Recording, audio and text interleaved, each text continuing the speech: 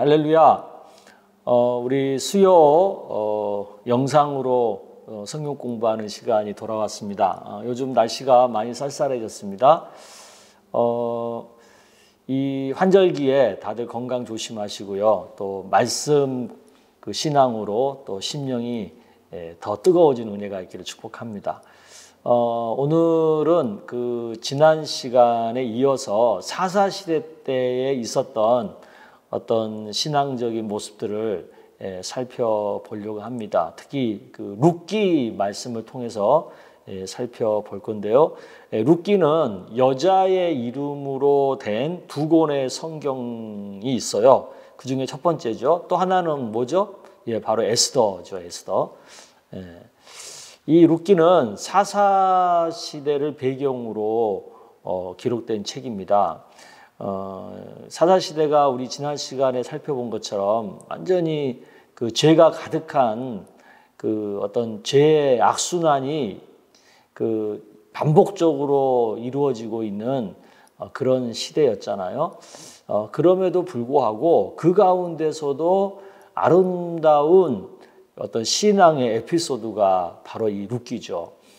그런 죄악 가운데서도 믿음으로 살아간 한 여인의 삶을 통해서 그 암울한 시대에도 믿음을 끝까지 지키고 산 사람의 이야기를 하고 있습니다.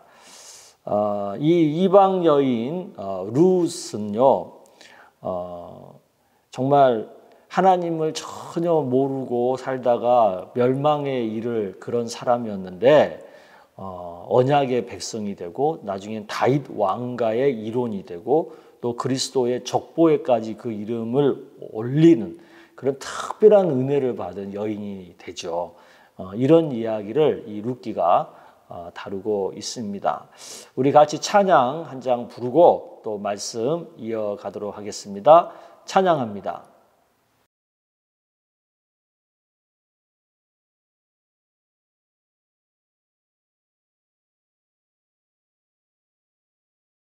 이 찬양이 우리의 삶에 기도되고 고백되기를 사모합니다. 내게 허락하신 시련을 통해 나의 믿음 더욱 강하게 자라나고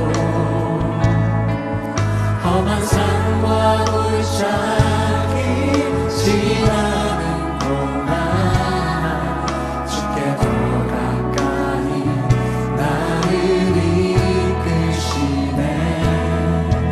내가 겪는 시험이 어렵고 힘겨워도 내 주님보다 크지 않네.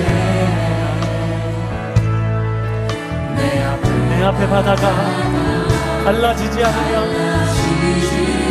우리 하나님께서 주가 나로 바다 위 걷게 하리. 나는 믿네. 주의 능력으로 내 삶 새롭게 되리. 나는 믿네. 주의 능력으로 담대히 나가리라. 주와 함께 싸워 승리하리라. 날마다 믿음으로 나 살아가리. 다시 한번 찬양합시다. 내게 허락하신 시련 가운데서도 내게 허락하신 시련을 통해 나의 믿음이 더욱 강하게 나의 믿음 더욱 강하게 자라나고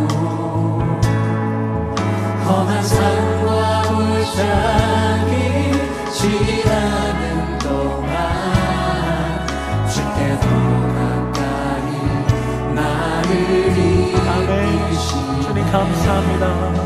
내가 겪는 시험이 어렵고 힘겨워도 내 주님보다 크지 않네. 할렐루야. 내 역사가 달라지고 이것이 우리의 믿음입니다. 이것이 우리의 믿음입니다. 아멘. 나는 믿네 주의 능력으로 내 삶 새롭게 되리. 나는 믿네 주의 능력으로 담대히 나가리라. 주와 함께 싸워 승리할 것입니다. 최후 승리할 것입니다. 믿음으로 날마다 믿음으로 한 번 더 선포합시다. 나는 믿습니다. 나는 믿네 주의 능력으로 내 삶 새롭게 되리. 나는 믿네 주의 능력으로 담대히 나가리라. 주와 함께 싸워 승리하리라. 날마다 믿음으로 날마다 믿음으로 살아가니 날마다 믿음으로 나 살아. 날마다 믿음으로 날마다 믿음으로 나 살아가니. 아멘. 기도하겠습니다. 하나님 아버지 감사합니다. 암울한 사사시대 그 죄악 가운데서도 아름다운 믿음의 이야기가 있는데 바로 룻의 이야기입니다. 오늘 이 룻의 이야기를 통해서 우리가 또 믿음의 도전을 받고 아무리 죄가 가득한 세상에 있다 할지라도 끝까지 믿음으로 사는 것을 결단하는 이 시간이 되기를 원합니다. 성령께서 함께 하시고 또 말씀을 깨달아 알고 또 믿고 그 말씀에 순종할 수 있는 믿음을 붙들어 주시기를 원합니다. 예수님의 이름으로 기도드립니다. 아멘. 할렐루야. 우리 말씀 보겠습니다. 룻기 1장 1절에서 5절까지 우리 본문 말씀 한번 같이 읽어봅니다. 사사들이 치리하던 때, 그러니까 즉 사사시대라는 의미죠. 그 땅에 흉년이 들었어요. 우리가 이미 지난 시간에 살펴본 것처럼 죄가 가득해지면 흉년이 찾아오고 이방의 강한 민족의 탄압이 찾아오잖아요. 바로 그랬다는 거죠. 그때의 유다 베들레헴, 이것은 무슨 얘기예요? 유다 지파 이야기라는 거예요. 한 사람이 그의 아내와 두 아들을 데리고 모압 지방에 가서 거류하였는데, 그러니까 유대인이 나라가 어렵다고 이방 지역으로 이사 간 거예요. 이방 지역으로. 그 사람의 이름은 엘리멜렉이요, 그의 아내의 이름은 나오미요, 그 두 아들의 이름은 말론과 기련이니 유다 베들레헴 에브라 사람들이더라.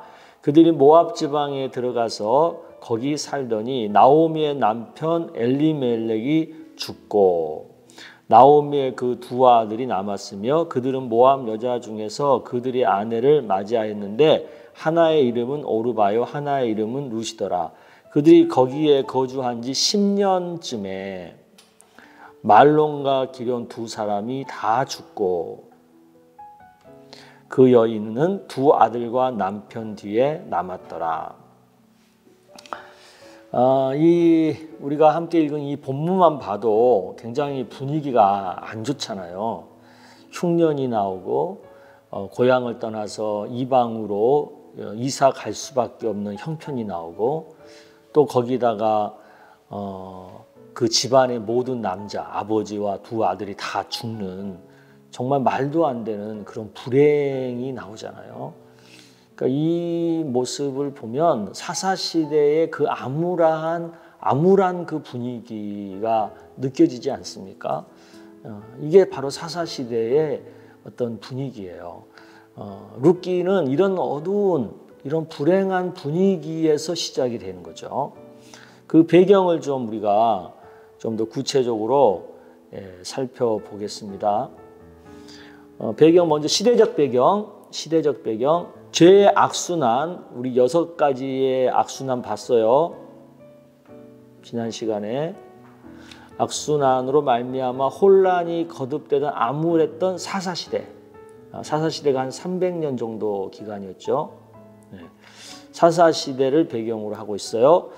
인물이 나옵니다. 유다의 베들레헴 에브라 사람, 이것은 즉 유다 지파 사람이란 뜻이에요. 사람 엘리멜렉 가정이 흉년을 피해서, 그 땅에 있는 흉년을 피해서 모압 지방으로 내려간 거예요. 그 이방 지역으로 내려갔다는 거죠. 근데 거기에 일단 사실은 그 유대인들은 이 이방 쪽으로 가면 안 되는 거예요. 그 우리 아브라함 때, 이삭 때도 보면 하나님이 가나안 땅을 떠나서 애굽 지방으로 내려가지 말라고 하시잖아요. 그런 것처럼 이들도 아무리 흉년을 만났다 할지라도 그 가나안 땅을 떠나면 안 되거든요. 자기 기업이 있는 땅을 떠나면 안 되는 거거든요. 근데 이게 쉽게 이렇게 떠나는 거예요.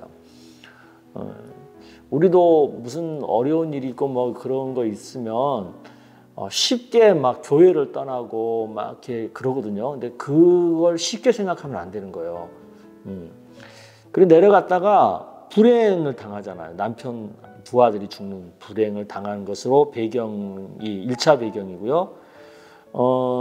두 번째는 남편과 두 아들이 모두 죽는 거죠. 그게 이제 2차 배경이에요. 그 다음에 세 번째는 나오미와 며느리 룻. 이제 그 이 둘이 다시 이제 그 가나안 땅으로 돌아오잖아요. 그게 이제 3차 배경이에요. 이렇게 이제 배경을 이해하시고, 그 다음에 이 룻기를 이해하려면 이 결혼 풍습에 대한 배경을 꼭 이해할 필요가 있어요. 왜냐하면 이게 굉장히 이 룻기에서 차지하는 비중이 크거든요. 그 이스라엘 민족에는 이 계대 결혼이라는 아주 독특한 결혼 풍습이 있어요. 이것을 배경으로 해서 룻과 보아스 사이의 결혼 이야기가 바로 룻기의 이야기거든요.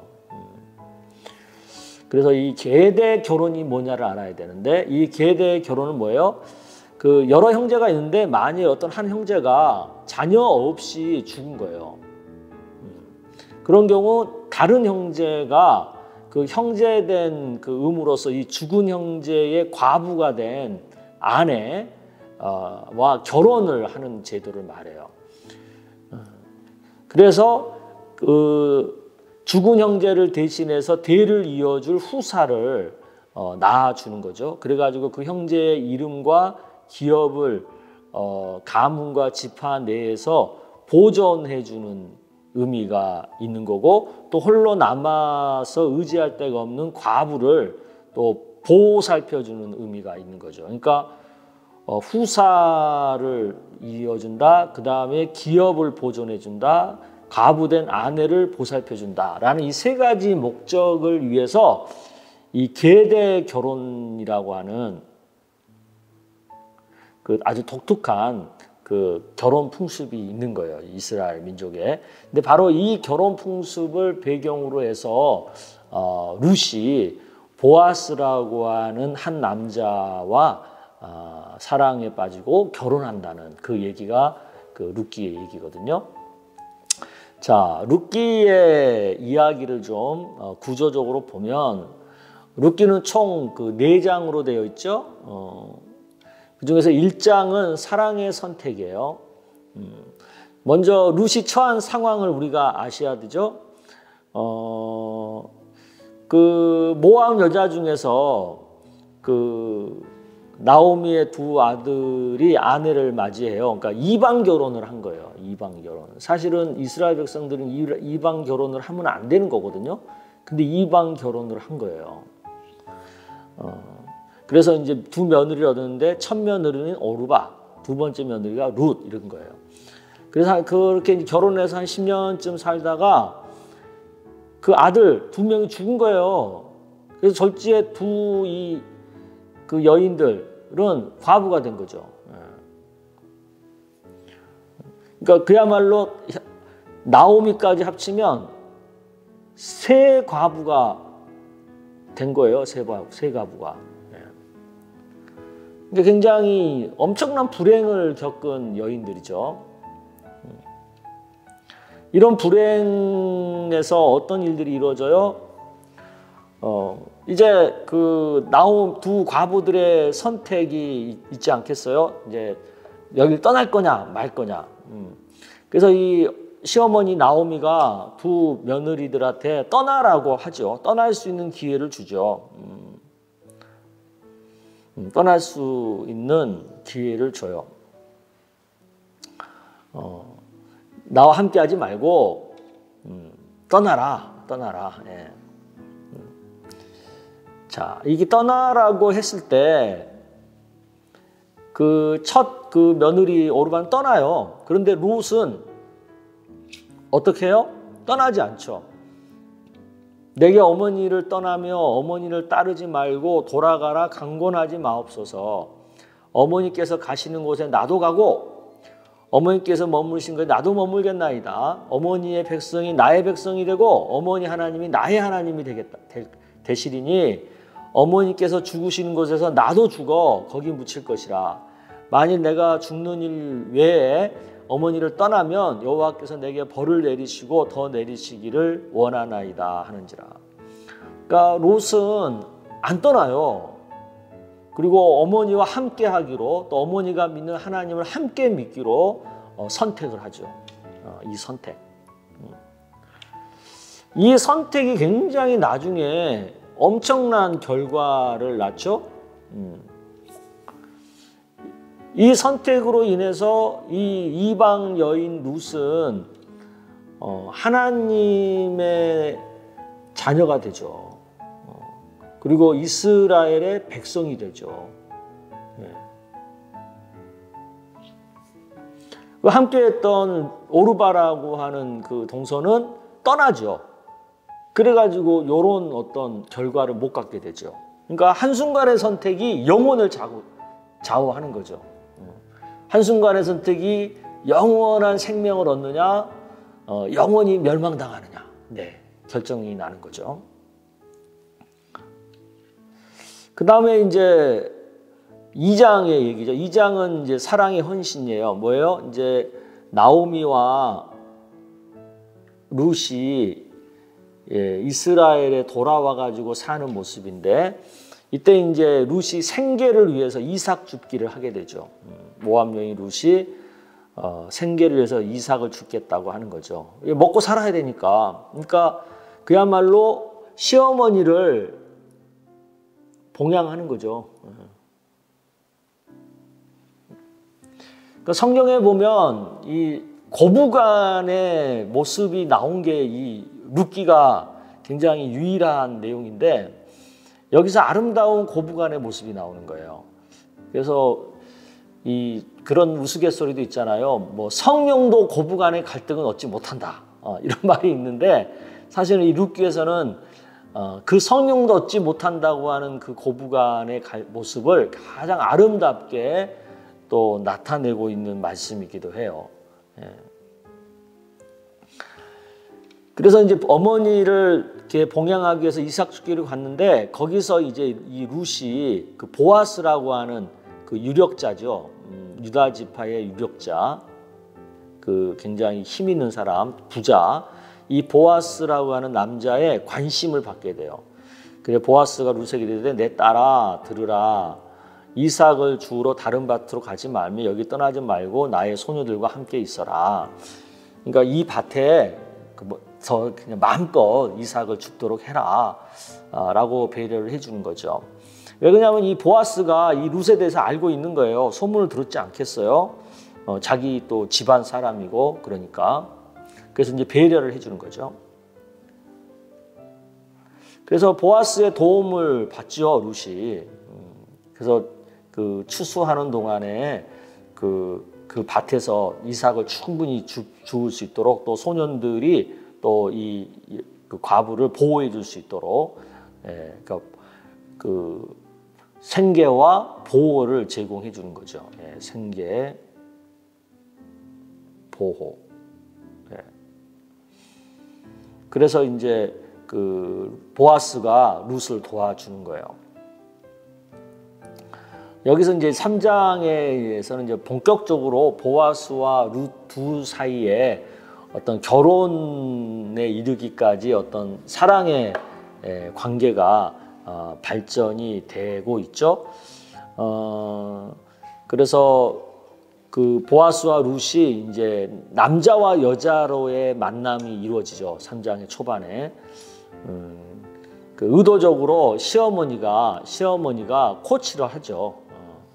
그래가지고 그 보아스와 이 룻이 그 결혼의 관계를 맺을 수 있도록 이제 가르쳐 주는 거예요. 그 이유가 뭐냐면 바로 그 계대 결혼이라는 제도가 있기 때문에 그래요.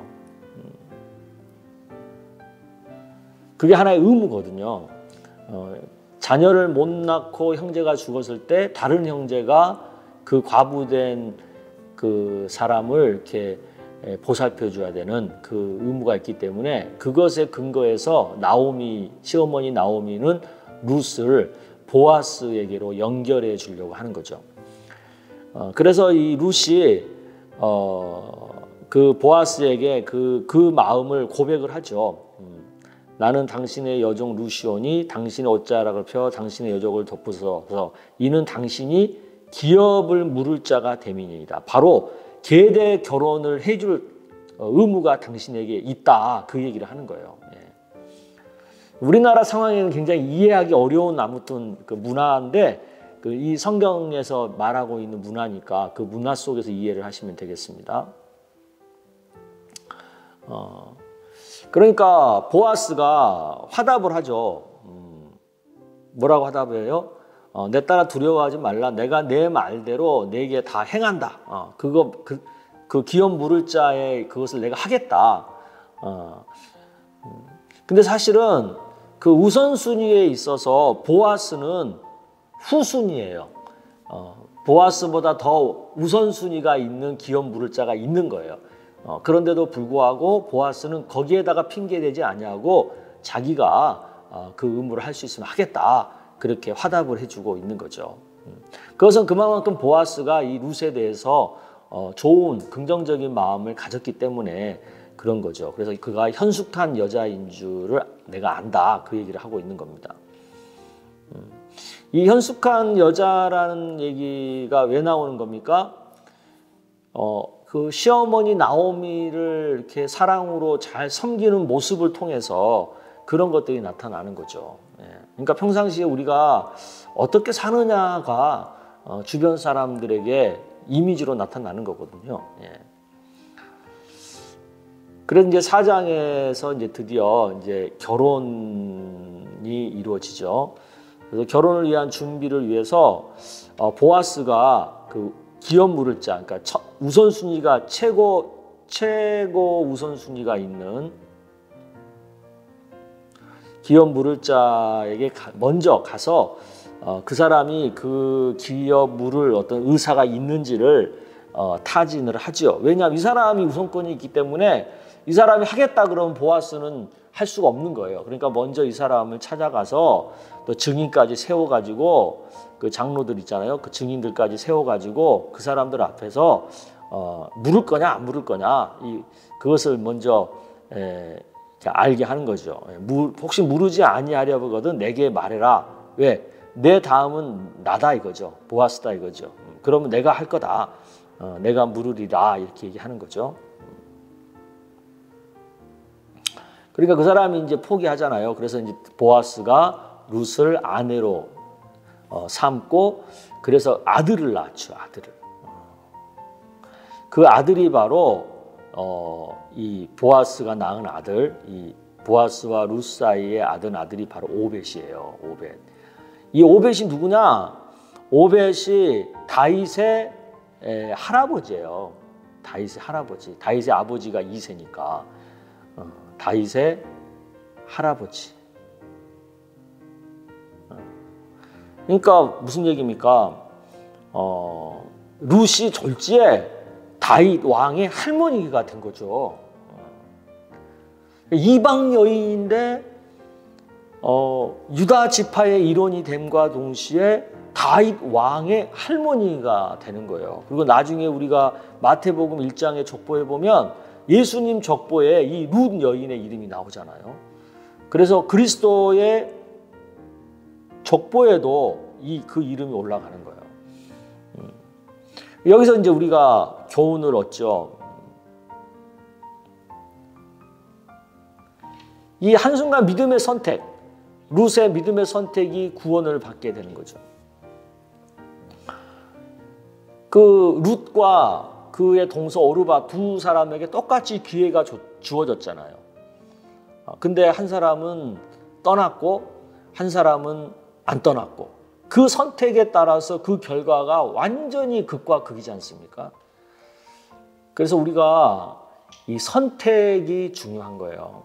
모두에게 기회는 올 수 있어요. 그러나 그 기회를 내가 붙드는 선택을 하느냐, 그 기회를 놓치는 선택을 하느냐에 따라서 그 결과는 판이해지는 거죠.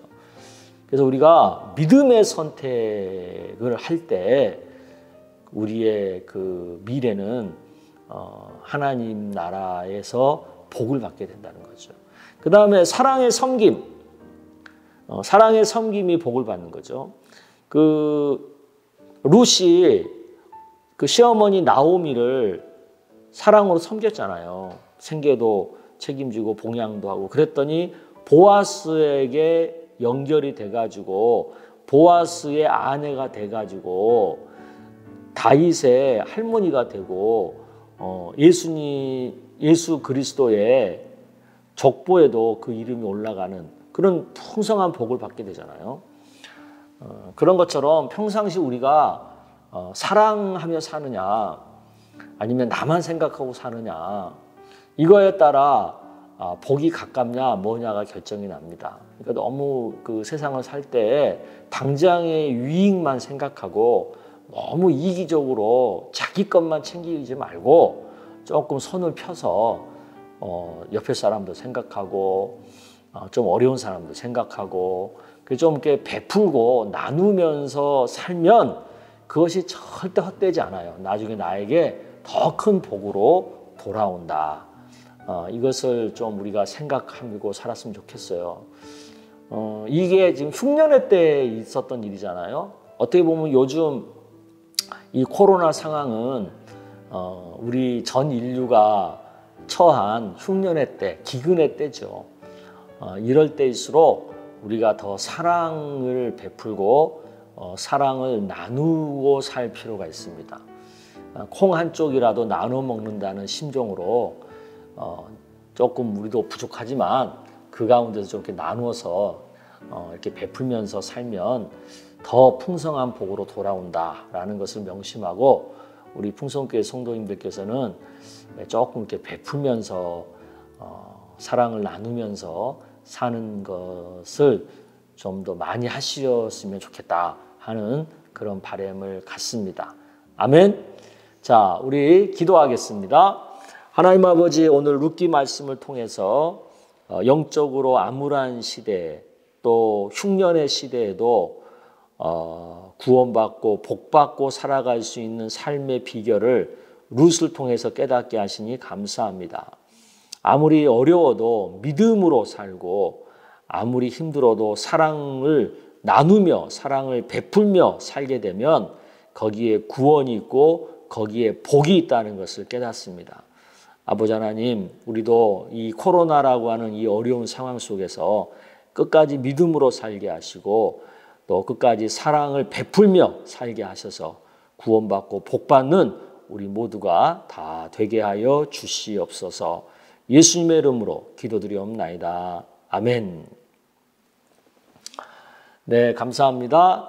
우리 다음 시간에는 그 사무엘상에 대한 말씀, 특별히 그 사울 왕에 대한 얘기를 좀 해보려고 하는데요. 사무엘상 1장에서 7장까지의 내용을 좀 미리 예습하고 읽어오시면 좋겠습니다. 그러면 더 성경 공부가 재밌고 더 잘 이해가 되리라고 믿습니다. 다들 건강 잘 챙기시고 또 다음 주에 뵙도록 하겠습니다. 감사합니다. 이 찬양이 우리의 삶에 기도되고 고백되기를 사모합니다. 내게 허락하신 시련을 통해 나의 믿음 더욱 강하게 자라나고 험한 산과 골짜기 지나는 동안 주께 더 가까이 나를 이끄시네. 내가 겪는 시험이 어렵고 힘겨워도 내 주님보다 크지 않네. 내 앞에 바다가 갈라지지 않으면 우리 하나님께서 주가 나로 바다 위 함께하리. 나는 믿네. 주의 능력으로 내 삶 새롭게 되리. 나는 믿네. 주의 능력으로 담대히 나가리라. 주와 함께 싸워 승리하리라. 날마다 믿음으로 나 살아가리. 다시 한번 찬양합시다. 내게 허락하신 시련 가운데서도 내게 허락하신 시련을 통해 나의 믿음이 더욱 강하게 나의 믿음 더욱 강하게 자라나고 험한 산과 골짜기 지나는 동안 주께 더 가까이 나를 아멘. 이끄시네. 주님 감사합니다. 내가 겪는 시험이 어렵고 힘겨워도 내 주님보다 크지 않네. 할렐루야. 내 앞에 바다가 갈라지지 이것이 우리의 믿음입니다. 이것이 우리의 믿음입니다. 아멘. 나는 믿네. 주의 능력으로 내 삶 새롭게 되리. 나는 믿네.